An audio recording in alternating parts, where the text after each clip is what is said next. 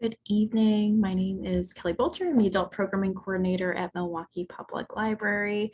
Welcome to Cryptocurrency 2.0. We're just going to give everyone a moment or two here to join the presentation, and then we'll get started. So thank you for your patience. We'll get going in just a moment.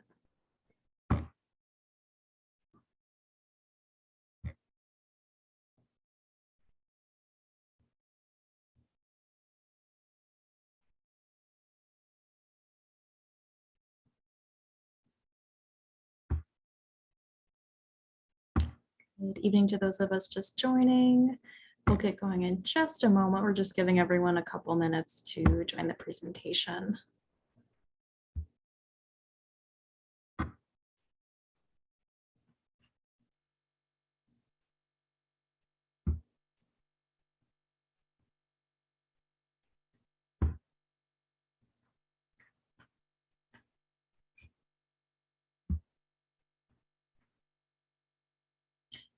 All right, so why don't we get this underway? So hello again, my name is Kelly Bolter. I'm the Adult Programming Coordinator at Milwaukee Public Library.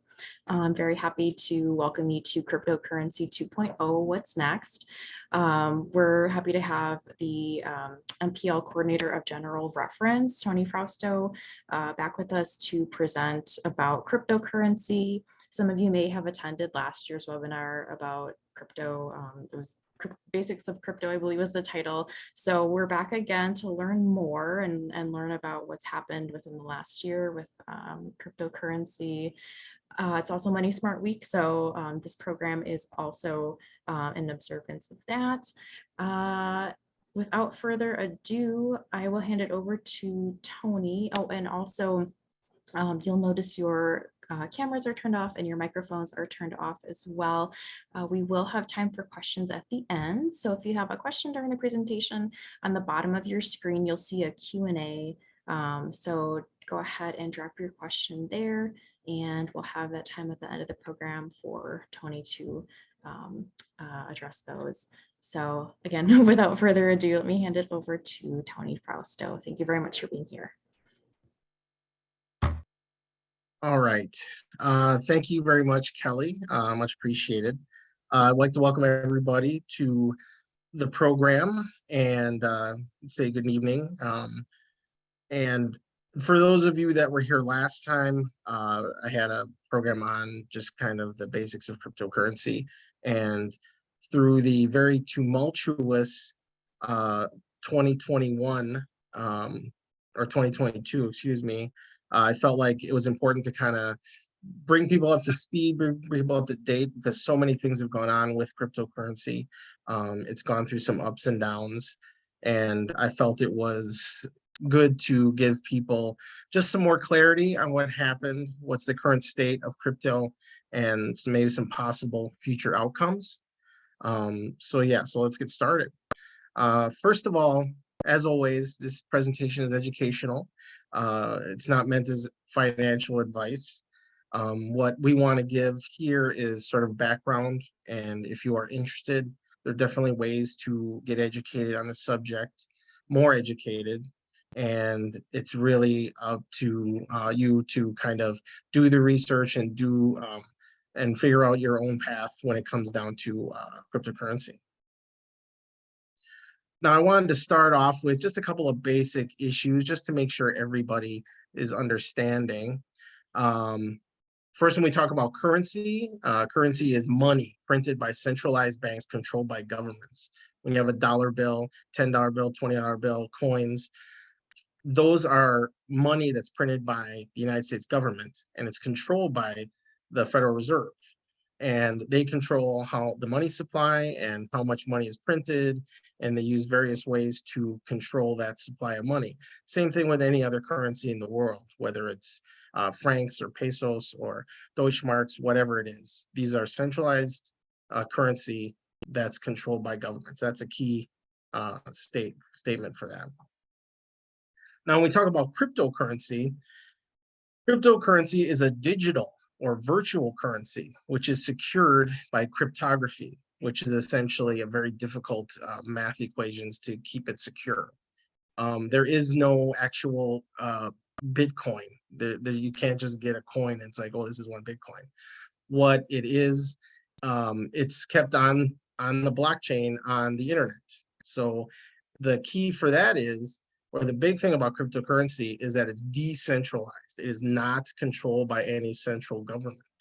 Um, a lot of people, that's the reason why cryptocurrency was invented, and we'll go a little bit into that later. But it's because just the basic algorithm of the cryptocurrency is what controls it, not a Federal Reserve, which decides to either print more money or print less money, raise interest rates, depending on what they want. Just really quickly, cryptocurrency started in 2008 by a person named Satoshi Nakamoto, who had an idea, and his basic idea was to create a peer-to-peer electronic cash to allow online payments without going through a financial institution. Again, like before, the use of Federal Reserves and central banks, people didn't trust that. If you remember, in 2008, there was a financial crisis and the government had to bail out a lot of banks because they were too big to fail. So out of that came the idea, like, we don't trust banks. We don't like the money that we're paying in taxes to be used to bail out banks. So Satoshi Nakamoto, who we don't know who he is, could be multiple people, he created cryptocurrency, and the first cryptocurrency of Bitcoin. Now, the idea, the central idea of cryptocurrency, all cryptocurrency, it's on a blockchain. I'm not going to get too much into it, but blockchain is a database that holds information. Now the key to that is it's not centralized. It is secured by literally millions of computers that run the blockchain. The more computers that run the blockchain, the more secure it is. I'm not, again, it could get really deep in that, but just for sake of our discussion, cryptocurrencies are kept on a blockchain, and that's not centralized. Okay, so now, where are we now with cryptocurrency? Well, it's an interesting time. There's been lots of ups and downs for cryptocurrency from its start. In the last 2 years, it's gone from very a boom market to kind of a down market or a bust market. And you'll see as we go along the kind of issues that come about when that happens. Okay, as of today, well, March 2023, there's 22,000 different cryptocurrencies. Everybody knows a few of them, like Bitcoin, Ethereum, Cardano, and many others. But it's hard to believe that there's 22,000 different cryptocurrencies. A lot of those, to be honest, a lot of them are not viable. A lot of them are projects, essentially scam projects that want to bring people in to invest money. And then when people invest money, they just take the money and their coin is worth nothing. But even with so many cryptocurrencies around, how does somebody if I want to buy certain cryptocurrencies, how do I do that? Well, that now becomes an exchange, what's called a cryptocurrency exchange. There's over 300 different cryptocurrency exchanges. Now that's where people go to exchange their currencies for various cryptocurrencies. There's the biggest one in the United States is Coinbase. And all you need to do is log on to Coinbase, make an account, put your card in there and say, I want to buy $50 worth of Bitcoin, and it'll happen. They'll charge you a little bit, maybe $1 or so, and then you have it. But not all cryptocurrencies are kept on all exchanges. Depending on the exchange, like you said, there's thousands of cryptocurrencies. So the major exchanges, they only sell the biggest cryptocurrencies. If you want something that's more rare, you'd have to go to different exchanges. There's ones in different countries. And as you'll see, you're in danger of kind of fraud and things like that as you go to different cryptocurrencies. It's really important to kind of stick with important ones, because the big exchanges, They won't take just random coins because they don't trust them. They think they're what's called a scam coin, where, like I said, where somebody will just looking to take some money and then the coin will be worth zero. Okay. So here's a listing of different cryptocurrency exchanges. Like I said, there's over 300, but there's a few big ones. And as you can see, some of these are still in business, some of these aren't.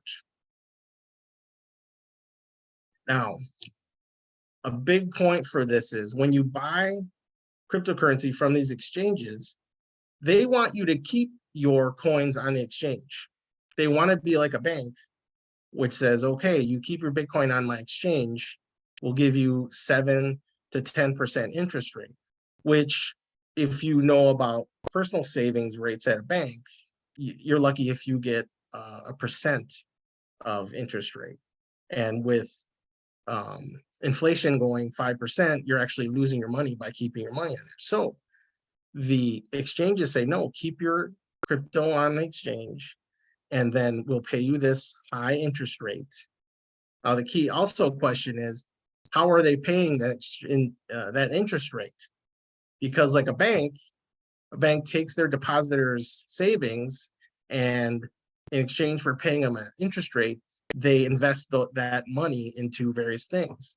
Cryptocurrency exchanges are doing the same thing, but as we'll see, it may or may not have been in the best interest of their users by doing that. Okay, let's go back a little bit. Let's go to early 2022. At the end of 2021, Bitcoin was at its highest point ever. It was worth, one Bitcoin was worth over $68,000. There was a lot of money going in the space. People were rushing to buy crypto, any kind, no matter what it was or who was promoting it. A lot of influencers were promoting various coins, most of which ended up being worth nothing. But it was a boom market. There was people were trying to, if you've heard of the term FOMO, they were fear of missing out. They were afraid of missing out on this great opportunity. So bring in February 2022, the Super Bowl. That is a showcase for not only football, but also for advertising. And the Super Bowl in 2022 was going to be known as the crypto Super Bowl, because that's where a lot of crypto companies, a lot of crypto exchanges spend a lot of money to advertise. And you'll see, you might have seen these, you might remember them. Tom Brady shilling for FTX, got paid millions of dollars for it. You have Matt Damon.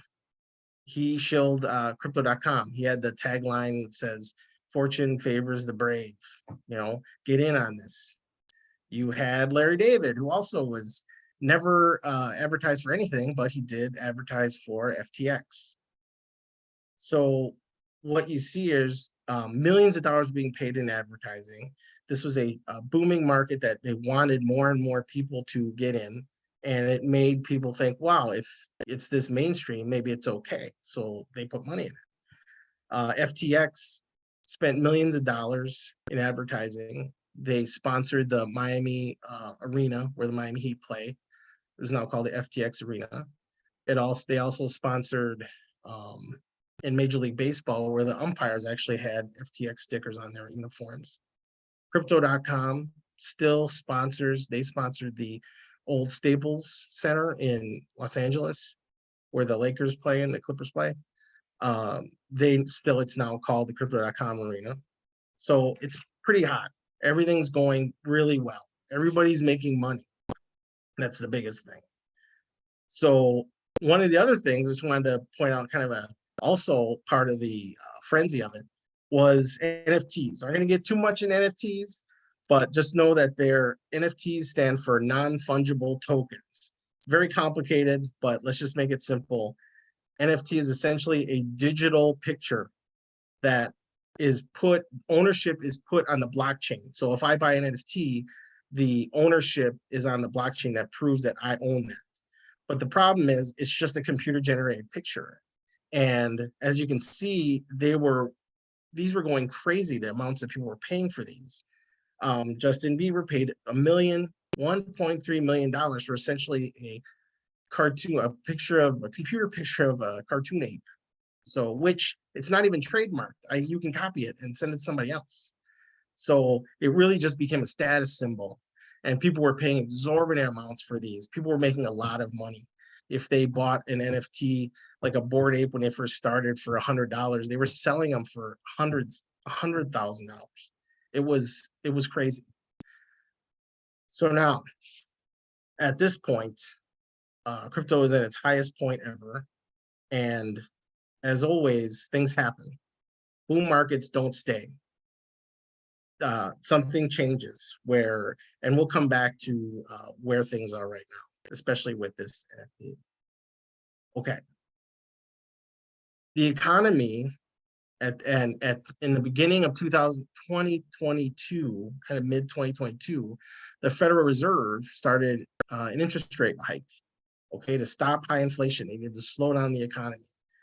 So it had an effect on exactly what it was supposed to do. It slowed down the economy, and it created an issue with not only crypto, but all the economy, whether it's housing or Wall Street, all kinds of markets. So we're going to see what happens now.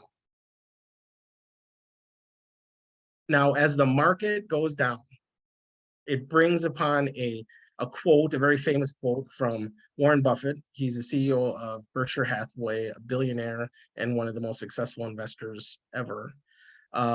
His quote says, "Only when the tide goes out do you discover who's been swimming naked." So what does that say? So in this crashing market, we're going to see who's been making sound decisions and who has been betting on risky investments, because not everybody's making money anymore. It's not a booming market. And we'll see what happens to the crypto market as the market goes down. Okay. The beginning domino for this, a lot of this was a stable coin called Terra USD. Just really quickly, a stable coin is a cryptocurrency, okay? It is meant to be, one Terra will always be equal to $1 US, okay? The reason why that's important, and the reason why people want it, is because if you want to save money in crypto, you would buy Terra and other stable coins, because it's always going to be worth $1. You don't want to save money with Bitcoin or any other coins because they're too volatile. You could save your $1,000 in Bitcoin, and tomorrow that $1,000 would only be worth 900. Whereas if it's in Terra, theoretically, it'll still be worth $1,000, because it will always be, one Terra will always be equal to $1. Also, a part of this was people would stake, which is a form of like saving. It's also a very complicated issue, but they get paid high interest rates for staking their money, which means holding it in Terra and Luna, which is its cryptocurrency equivalent. Long story, but they're both kind of connected. But Luna was a cryptocurrency coin that was volatile, would go up and down. Whereas Terra should only be worth $1 at all times. But if you staked it, you get 10% interest. So the incentive was there to keep your money in Terra and Terra Luna. But the problem was this. The algorithm that they used to keep Terra stable, a lot of people said they didn't believe in it. They said, well, I don't really think that you really have the funds to back this. And when people started worrying about it, and by the way, Terra was the second highest stable coin in crypto, had billions of dollars in funds. But people started worrying about Terra, and then they started pulling their money out of Terra. They started cashing it in. So essentially, at first it lost $2 billion worth of staking funds, and it caused a crash. It caused a cascade where Terra ended up being depegged from the dollar. It wasn't worth $1 anymore. And once that happens, people start getting very worried. They start pulling out their money, and it just keeps crashing. And it ended up losing 99% of its value. And Terra and Terra Luna, and both of those coins, they ended up just not being in existence anymore. And a lot of times what happens is people had money in Terra. If you didn't get your money out in time and it crashed, exchanges took it off of their exchange, you lost all your money. So there was no way to get your money out. And so from this was the beginning, the first domino, which created a crash in the crypto market. Now, Three Arrows Capital, we'll bring them in. They were a huge investor in the crypto space and in Terra Luna. That hedge fund was worth $10 billion. They loaned $560 million to Terra Luna. So when Terra Luna went to zero, they lost all that money. So when Three Arrows went under, they actually ended up having to go bankrupt. But as you can see in this picture, all these groups, they're all exchanges, and they all had they all borrowed a lot of money to Three Arrows Capital. So when Three Arrows Capital collapsed, all of these exchanges lost a huge investment. Blockchain.com, they made $270 million in loans to 3AC, to Three Arrows Capital. They didn't go bankrupt, but they had to lay off 25% of their workforce. Voyager Digital, they had to file for bankruptcy because they made a $670 million loan to Three Arrows Capital. All of these other exchanges made huge loans to Three Arrows Capital. Again, if they want to pay, they made these loans because they were promising these high returns, these high interest rates to their users. So to do that, they had to make these loans, these high interest loans to Three Arrows. So when they collapsed, Voyager and Genesis and all these exchanges were hung out to dry. And a lot of them had to declare bankruptcy because they did not have any funds for their users. And here's just another picture, another diagram which shows how fast this happened. When Terra Luna crashed in March 12th, it started a larger crypto crash a few days later. And then by June 29th, Three Arrows Capital was done. Less than a week later, Voyager Digital gone, Celsius gone, and it just went down the line where all of these exchanges held money with Three Arrows Capital. So when they lost their money, these exchanges didn't have any funds to pay their users, because what would happen is if you were a user of, say, Celsius, you would find out, oh, wow, they have a lot of money invested in Three Arrows Capital, which just went bankrupt. I'm going to get my money out before it shuts down. So they would have a run and they would end up having to shut down because they ran out of money, because their money was gone. So as you can see, this kind of financial contagion just swept through all of cryptocurrency. But also, what you're going to see is in these times of when there's a big crash, you find out who actually was being honest with their financial statements. And also there's a considerable amount of fraud. Okay. The head of Terra Luna, Do Kwon, he, when that collapsed, he took some money and he went on the run. He was on the run for a few months, but he was captured a few months ago, and he has charges in the United States. The SEC has charged him with fraud. FTX, the head of FTX, Sam Bankman-Fried, you probably heard of him. He was a billionaire under 30. He really played the part of he really wanted to seem like he wasn't all about money, but he, like I say, he dressed very plainly, just jeans and a t-shirt. He drove a used car, and he always talked about how he wanted to use his platform to help society and things like that. But when FTX collapsed, it was found out how that wasn't necessarily true. He had, huge $1 million homes in the Bahamas. He purchased his parents a home and $1 million home. So he's also got arrested for fraud. And Celsius, that was another big one. Alex Mashinsky, all of these people were very open.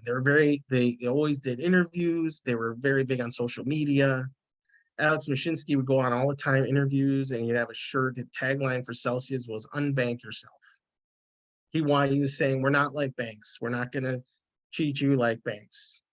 In reality, when it all came down, it was worse than a bank because he committed a lot of fraud. And he is also under indictment in New York for fraud. So there's always going to be market fluctuations, but when you add fraud to that, it just makes it worse, and it shows how interconnected everything is, because when one thing falls, it really affects everything else. And to show that, it even affected regular banks. You have Silvergate Capital, a huge investor in the crypto market. Silicon Valley Bank, also investor in the crypto market. Signature Bank also. These are all very recent, and they collapsed because of things like 3AC, Three Arrows Capital. When that goes under, all of their investments went under. So they were unable to keep remaining solvent.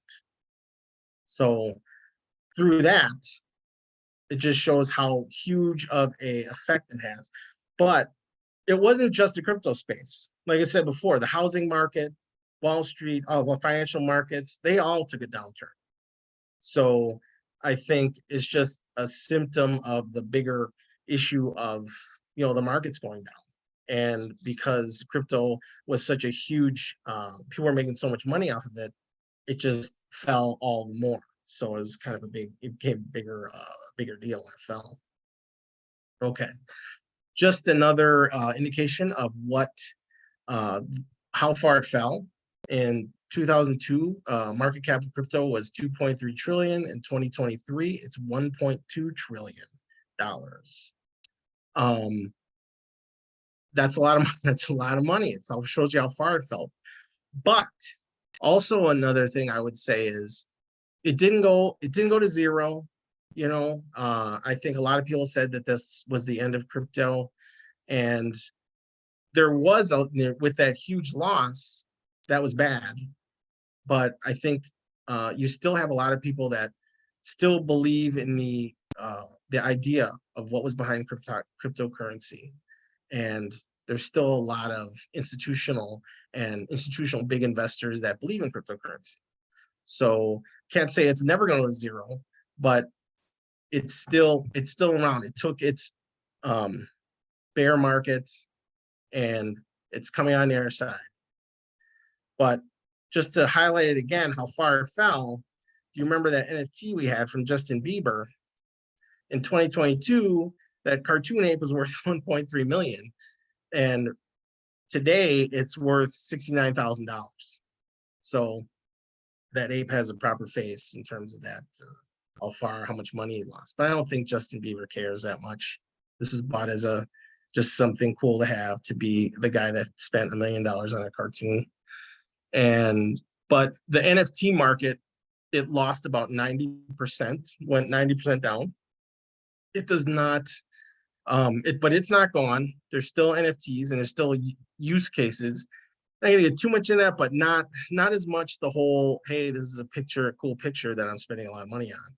It's used a lot more in gaming, and people are using that more and more in their gaming worlds. And that's still going. There's still a market for it, but it's just not as hot as it was before. Okay. So After all this, 2022 went through crypto's crashed. What's next? Is crypto dead? I don't know.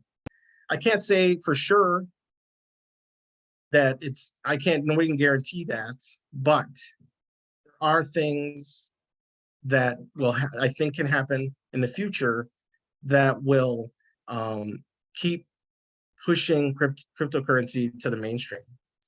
One is regulation. The first thing is regulation.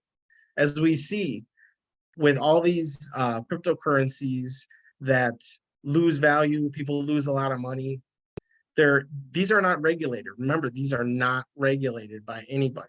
Only afterwards, after FTX collapsed, will the SEC come in and say, wow, there's a lot of fraud here, and then start indicting people.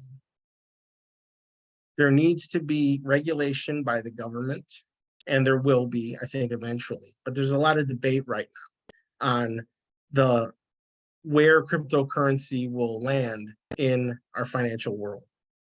The head of the SEC, Gary Gensler, was in front of Congress this last week, and they had a lot of questions about him, and he got grilled very hard about making regulations so exchanges can understand what's legal and what's not, because that they say that's going to protect investors.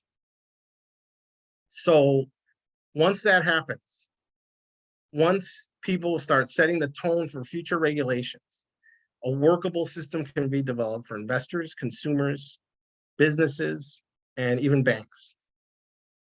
Regulators will understand these issues, and once that happens, then mass adoption will start. I think a big sign of that, the first sign you'll see of regulation, is when the SEC allows a crypto ETF, a cryptocurrency ETF. An ETF is an exchange traded fund.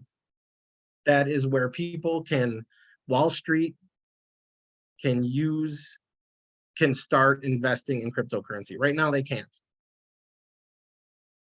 Once that happens, once they okay an ETF where I can go to, or anybody can go to Schwab account or Wells Fargo or whoever, wherever they buy stocks and bonds, and say, I want to invest in this crypto ETF, which will invest in, well, there'll probably be a lot of them. Whether if it's a Bitcoin ETF, they'll invest in Bitcoin.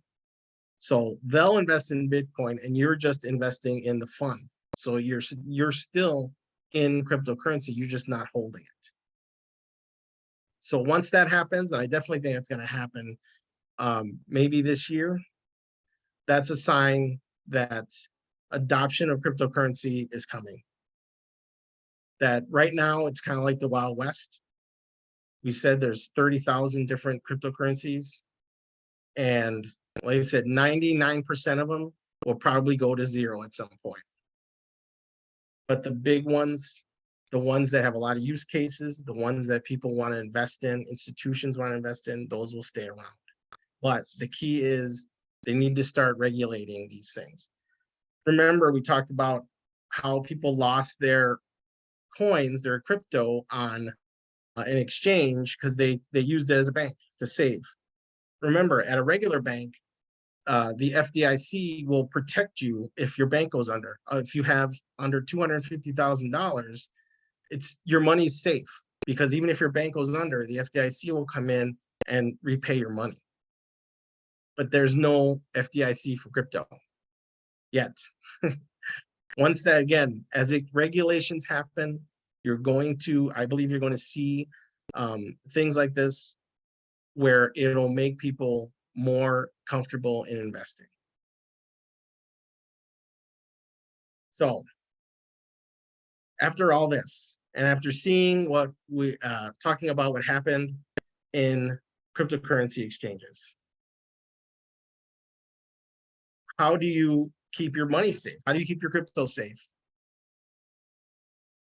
You can keep it on the exchange, but then as we see, if something happens to the exchange, you may or may not get your money.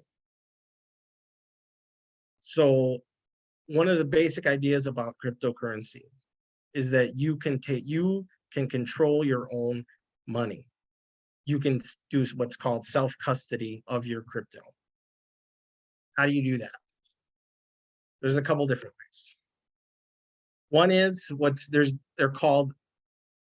is called a hot wallet, okay? What that is when you buy cryptocurrency on an exchange, you download it and you keep it on a crypto protected program on your computer, okay? It's really fast and easy to use. And it's a way for you to keep your coins to yourself. But there is a problem with that. And let me go to the next slide here. Okay, yeah, you're able to send and receive assets very easily, okay, because you're keeping track of your coins, nobody else is. You're managing them. There's a saying in the crypto space that I've heard since I started in this space. The term is not your keys, not your coins. If you keep your money or your coins on an exchange, they're the ones that control your crypto. You don't. Things can happen. Exchanges can get hacked, and they have. An exchange can go bankrupt, which we've seen. And those people that were invested in them, they might see pennies on the dollar for their investment or nothing, depending on how the bankruptcy goes. So if you're leaving your funds on an exchange, you don't control them. So using self-custody allows you to control it. So now we talked about hot wallets, which are online services that you have it on your computer. Problem with that is it's on the internet. It's a little more vulnerable, as we know. If anything is your computer, it's on the internet. That's why it's called a hot wallet, because it's always online. Now, the safest way to hold your coins, I'm going to get too deep into it, but it's what's called a cold wallet. These are things that store your crypto keys offline. They're not connected to the internet, so they're pretty safe. It's actually very safe. It's the safest way to store your cryptocurrency for yourself. There's a lot of different devices. Usually they're kind of like a flash drive, or they're real small devices, as small as a flash drive or maybe a cell phone. And when you purchase a cryptocurrency from various outlets, from various exchanges, you take it off the exchange, you put it in your cold wallet. Now, I don't get too complicated here. Your coins aren't actually on this device. What it does is it keeps the keys to your funds. Your funds are always on the blockchain, which I said at the beginning. Blockchain has whatever I have is on my wallet ID. On the blockchain, it says my wallet ID owns this. All the cold wallet does is it keeps the keys so I can access it. Okay. And then once you take it off of your computer, those keys are gone. Nobody can hack into your computer and get them. It's about as safe as you can get. When you do this, when you use these, like I said, it's probably the safest way if you want to just keep and hold cryptocurrency. But a couple things about cold wallets. One, make sure you buy them from the manufacturer directly. Don't buy it off of eBay or some other secondary supplier, because you don't know if that's the real thing or not. Again, you always got to be aware of security. There are ways when you buy it from the manufacturer, you can plug it in, and there are ways for them to verify that that's the one they sold you. If you do get a cold wallet, do some research. There's a lot of YouTube videos that tell you different functions and different things about the cold wallets. You can find whichever one's the best one for you. And you can practice and see how you do it. But the biggest thing is, when you get a cold wallet and you set it up, you put in your PIN number, and then as part of the account, it's going to give you what's called a seed phrase, which is a set of words between 12 and 24 words. like bicycle or triangle, wheel, things like that, just various words. They're going to give you numbers like 1 through 12 or 1 through 24. Write those down. That is important. Don't ever lose it, because if something happens to that cold wallet, say it breaks, say you lose it, okay. If you lose one of your cold wallets, you buy a new one, you plug it in, it says, oh, are you trying to recover a wallet? Yes, you input all those words into that new cold wallet and you're back, you're connected. But however, what if you lose your seed phrase? If you lose your seed phrase, you lost your coins. You're not going to get them back. There is no help desk. There is no miss your password. Click on this link.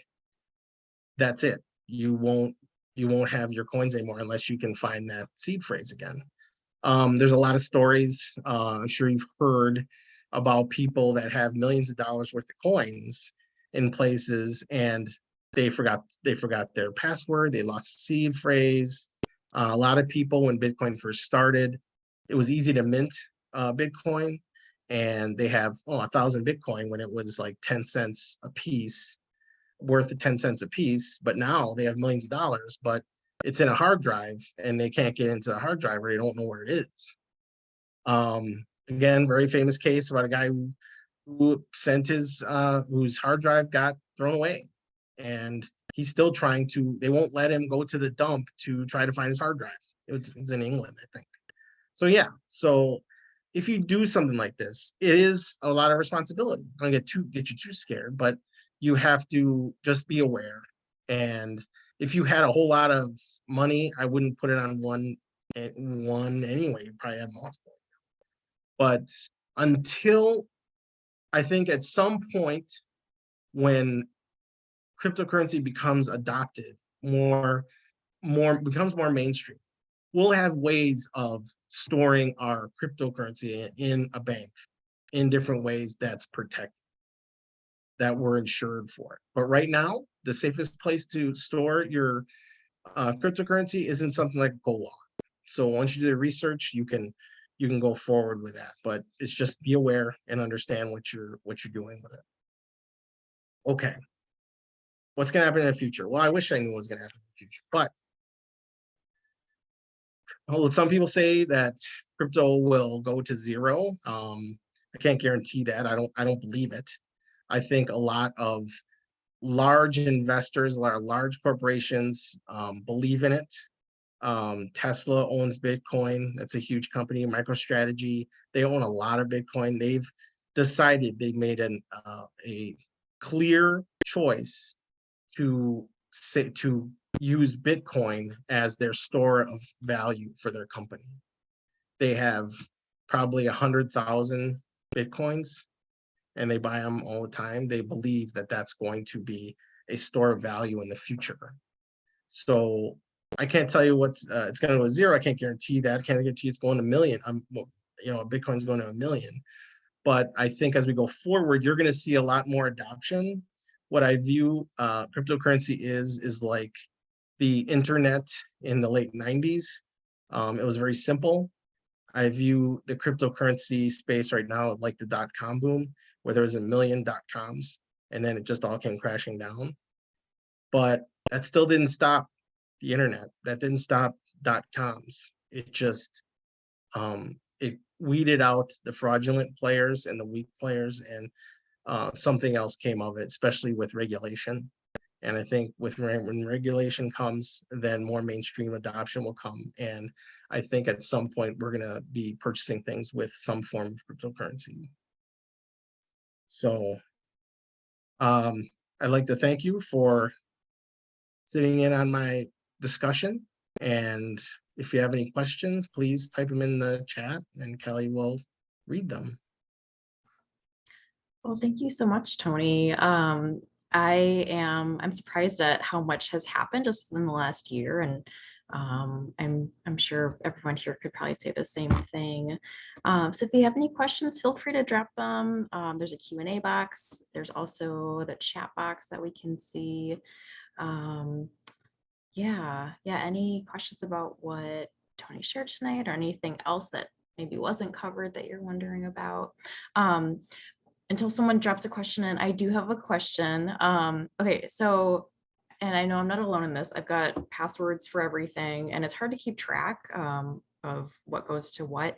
So for the seed phrases, I know, we said it was 12 to 24 phrases. Would a password manager be something to use for that? Oh, What- yeah, that's a good question. Yeah. If you, for seed phrases, do not put it anywhere on the internet. Do not use a password manager. Do not take a picture of it and put it in your phone. Do not, uh, type it in your email as a draft, because again, if it's on the internet, it can be hacked. It's a piece of paper, and that you put this phrase in. Now, there's a lot of different ways that you can make it safer.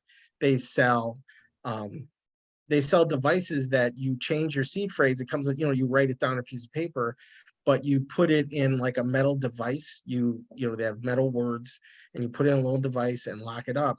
So that protects it from fire. It's fireproof. So if there's a fire near house, your house burned down, that the seed phrase will be safe. So there's a lot of different ways to do that. I mean, some people save them in different places, um, and things like that. Oh, that's another thing. If you ever get a cold wallet, make sure somebody knows at least you have it. Like if something should happen to you, and you know we don't want to say you might pass away or something, that you might have $1 million worth of some type of cryptocurrency hidden away, and they can't get to it because they don't know a seed phrase, or even if you have it. So it's important to at least figure out some way to do that. So I know this presentation was very up to date. Like you had some references from March of 2023. Are there any books that you'd recommend that are maybe in the library collection that would be still, relevant and accurate and up to date? Yes, I mean, there's the thing about there's a few books. What I can do is always there's always like the being a librarian, it's always saying, well, not the best books, but I think an actual competent, reliable book is something like Cryptocurrency for Dummies. It gives you a very good overview of what's going on. Um, the issue is books, it takes very long to print a book. So you have to worry about whether the information is current or not. But the library does have a few books on cryptocurrency. What I can do is I can put a listing. I do have a list of books. I can put that in when the recording comes, I can put that. That'd be awesome. Thank you. All right, any other questions tonight? Just feel free to drop them in the Q&A or the chat box.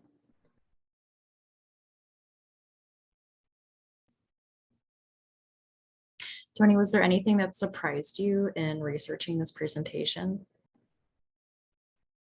Just the amount of people, the amount of money that's been invested. That's both good and bad. Like I said, it shows that there's a lot of interest in it.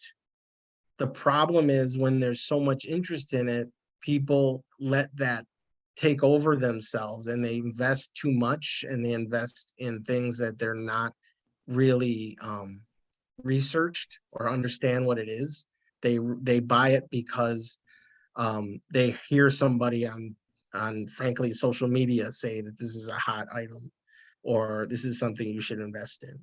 And I think a lot of people were taken in by guys like Sam Bankman-Fried and Alex Mashinsky, because they were very public. They were very open on social media, doing interviews.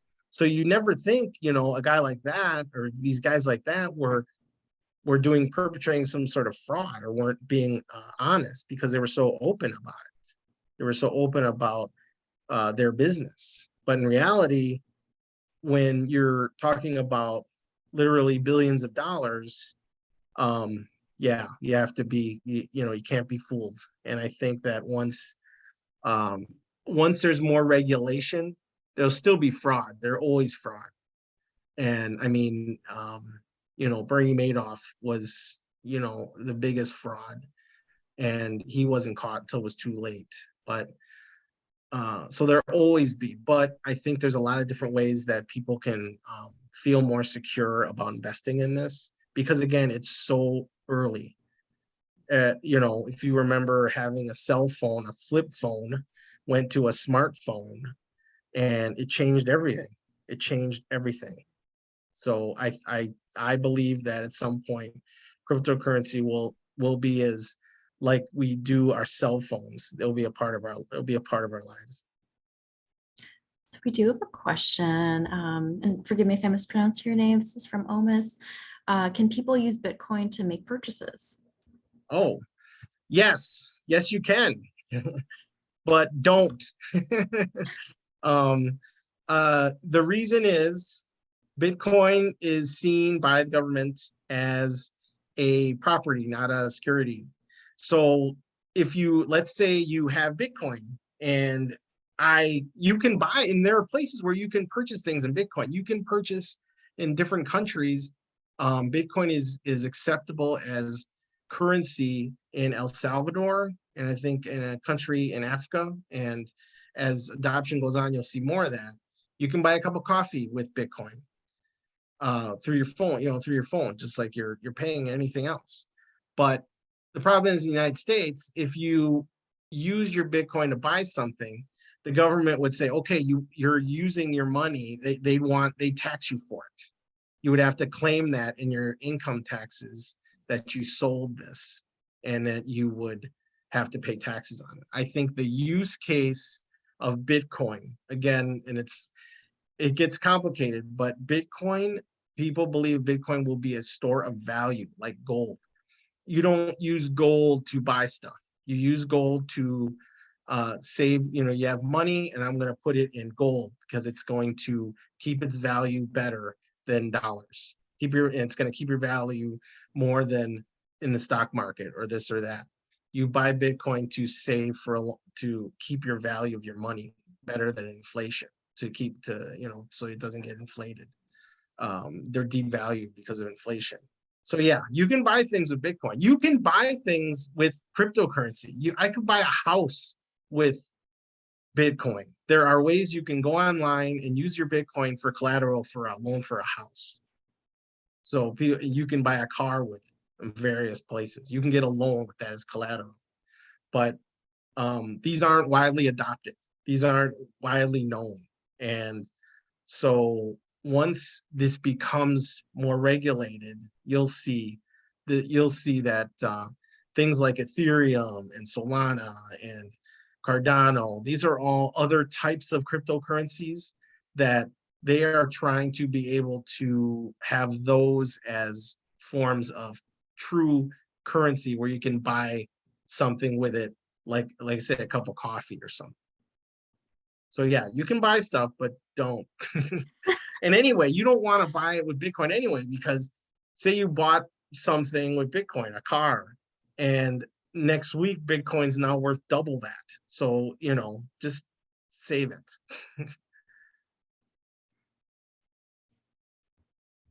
All right, any other questions for Tony?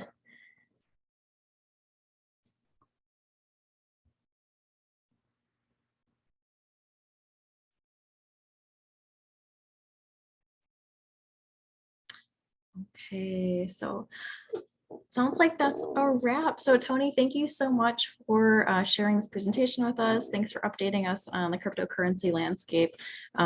This is all very fascinating, and everyone that is here tonight, be sure to look out for that follow-up email. We'll have a link to the recording. We'll post it on our MPL YouTube channel, so you can watch it later on demand. And then we'll have some additional resources for you to check out as well. That's all I've got. So yeah, thanks so much for joining in. Thanks to Yes, Tony thank you. for, you've been a great audience and we really appreciate you spending your evening with us. Be sure to check out mpl.org for all kinds of upcoming events. This coming Saturday, we're hosting Zine Fest, Milwaukee Zine Fest down at Central Library, which is on Wisconsin Avenue. It is in partnership with the Bindery. If you are a zinester or into making things, they've got zines and items for sale for all ages and activities for all ages as well. So come down and check it out. We also have other events going on for Poetry Month as well. So check out mpl.org for more information. And thanks again for joining us tonight, and we'll see you next time. Thanks everyone. Bye now.